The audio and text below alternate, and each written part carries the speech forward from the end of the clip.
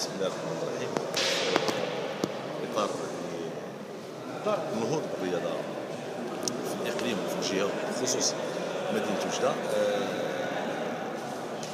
تحت الرعاية السامية والعناية السامية ديال سيدنا الله ينصرو، والأهمية اللي كيعطيها لهذه الساكنة، خصوصا الساكنة المتعلقة بالرياضيين اللي في الحقيقة مدينة وجدة ولات زاخرة ولات غنية بالتجهيزات والمنجزات الرياضية كورقة تقنية اللي قدرت تستفد منها مدينة وجدة.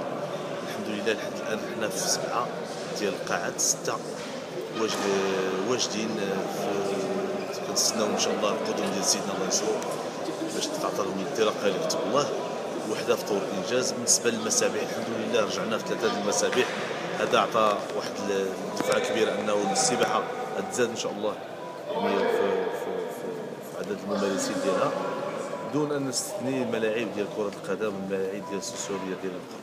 هذا انجاز الحمد لله من المنجزات اللي غتعطي واحد دفعه كبيره للرياضه، والحمد لله يعني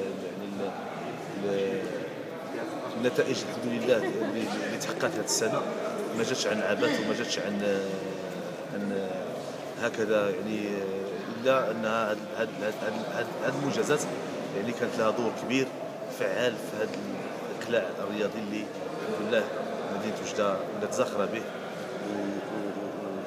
وعطات تقريبا ما يفوق على ان جميع الفروق الحمد لله في فروق الصفوه، وعطاو نتائج طيبه. شكرا.